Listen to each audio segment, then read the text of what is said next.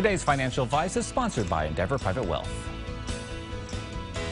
Chris McGee, managing partner, Endeavor Private Wealth, is joining us for our weekly segment on investing. Chris, good morning. Good morning. Thanks for joining us today. Glad to. So last week, you predicted that the Federal Reserve would again increase interest rates and that it's likely to continue doing so until it gets inflation under control. I wonder if you would share your insights on the effects of higher interest rates on employees who are covered by pension plans and are considering retiring. Yes, over the past 40 years, there's been a steady shift from the defined benefits pension plans to the defined contribution plans, such as a 401k, so that today only about 15% of the private labor force is covered by the traditional pension plans.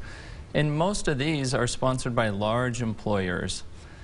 Employees who are contemplating retirement in the near term must choose whether to elect to receive monthly income pension payments for life or elect a lump sum payment, which is actuarially equivalent to the sum of the expected stream of pension payments.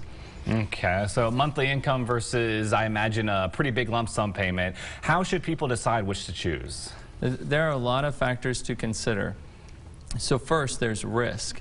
If the employee chooses monthly income payments for life, but unexpectedly dies prematurely, the employee and or his heirs or her heirs would have never received the full expected value of the pension benefits, perhaps receiving considerably less than the lump sum alternative.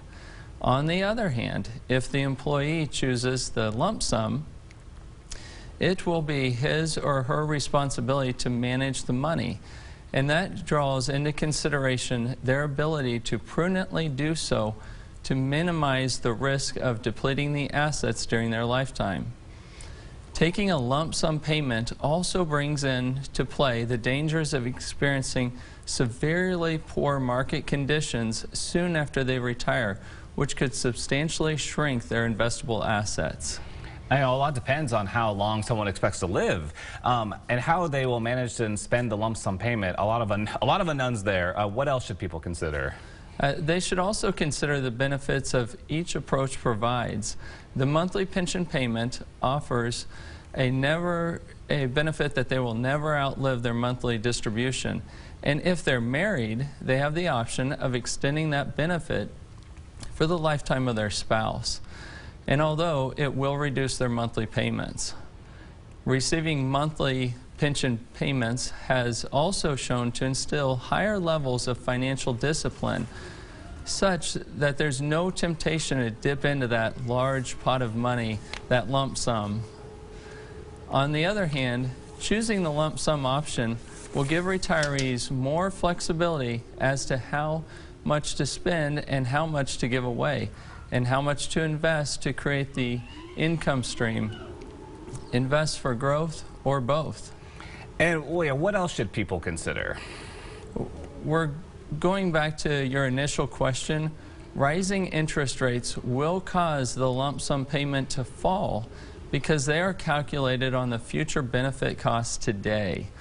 So some people may decide to retire soon in order to lock in that higher lump sum, or they should be prepared for potential lower lump sum payouts in the future if interest rates continue to rise. Yeah, I can see there are a lot of variables at work there. Any final thoughts that you'd like to share with our viewers? You're right, Dane. There are a lot of factors that should be carefully and thoughtfully considered. With a trusted financial professional who can help people contemplating retirement to assess their options, not only whether they should choose the pension payments or the lump sum distribution, but their overall readiness financially and emotionally to embark on retirement, one of life's great transitions. Well, thank you, Chris, so much. You know, we always appreciate your time here. And to learn more about Endeavor Private Wealth, visit EndeavorPW.com.